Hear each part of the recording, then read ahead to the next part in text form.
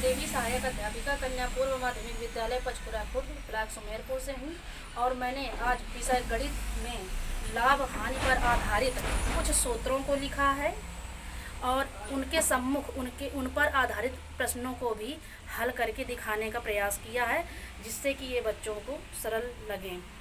सबसे पहले हमारे जो सूत्र हैं वो लाभ की स्थिति में हैं। लाभ की स्थिति में सूत्र ये दर्शाए गए हैं, 4 सूत्र हैं। लाभ बराबर विक्रय मूल्य माइनस क्रय मूल्य।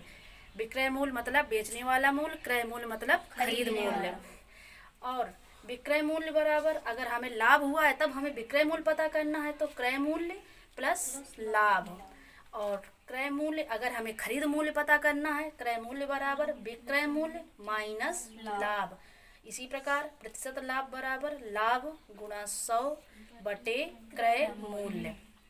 अब हम आते हैं इस पर आधारित प्रश्न में। एक दुकानदार एक मशीन रुपया 850 में खरीद कर इसे रुपया 1020 में बेचा, तो इसका प्रतिशत लाभ बताइए। सबसे पहले हम प्रश्न से क्रय मूल्य नोट कर लेते हैं, फिर विक्रय मूल्य है 1020 रुपया।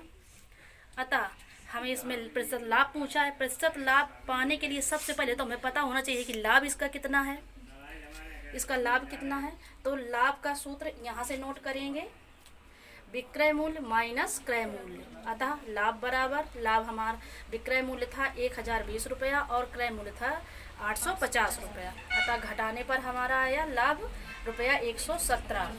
अतः अब निकालेंगे प्रतिशत लाभ।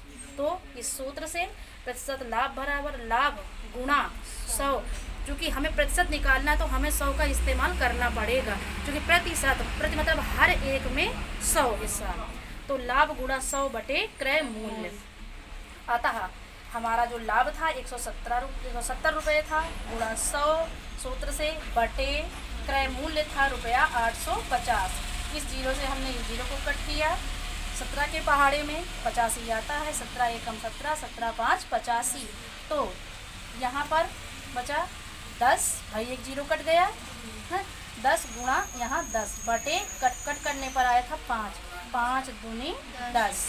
अतः प्रतिशत लाभ बराबर 20 रुपये। इसी प्रकार हानि की स्थिति के ये सूत्र लिखे हैं।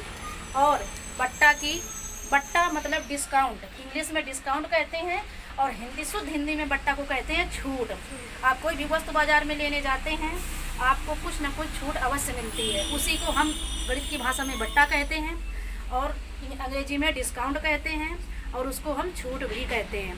तो बट्टा बराबर अंकित मूल्य माइनस क्रय मूल्य। यहाँ पर जो अंकित मूल्य होता है वो छपा हुआ मूल्य होता है। छपे हुए मूल्य मतलब प्रिंट रेट को, जैसे आपने देखा होगा बर्तनों या कपड़ों में स्लिप चिपकी होती है तो उसमें अंकित मूल्य लिखा होता है, मतलब दुकानदार ने जो पहले से स्लिप चिपका रखी है उसको हम कहेंगे छपा हुआ मूल्य। तो विक्रय मूल्य बराबर अंकित मूल्य माइनस बट्टा। अगर बट्टा परसेंट पता करना है तो सूत्र है बट्टा गुणा 100 बटे अंकित मूल्य। इस पर आधारित एक सवाल भी है। एक कमीज का अंकित मूल्य रुपया 50 था, वह रुपया 45 में बेची गई। कोई शर्ट होगी उसका मूल्य 50 रुपये है और 45 रुपये में बेची गई, तो आप बताइए उसमें छूट कितनी मिली, आप लोग बताइए। 5 रुपये का छूट मिली, या हम कहें डिस्काउंट मिला, ठीक है ना। तो बट्टा के लिए अब हमें छूट पता करनी, तो जो छपा हुआ मूल्य था मतलब अंकित मूल्य माइनस विक्रय मूल्य। तो अंकित मूल्य 50 रुपये और आप उस दुकानदार ने बेची आपको 45 रुपये में, तो हमें छूट मिली 5 रुपये जो यहाँ है। अतः बट्टा परसेंट, बट्टा सूत्र से बट्टा गुणा 100 बटे अंकित मूल्य। अब हम छूट हमारी थी 5 गुणा 100 बटे छपा हुआ मूल्य हमारा 50 रुपये था। हमने इसको हल किया तो आया 10, अर्थात जो बट्टे में डिस्काउंट मिला वो 10% मिला। इन सब सूत्रों को बताने का, सवालों को बताने का उद्देश्य यही है कि आप लोग सभी बच्चे अच्छे से समझें, इनके बारे में लाभ और हानि की स्थितियाँ सीख सकें, ताकि आपको रटना ना पड़े। धन्यवाद।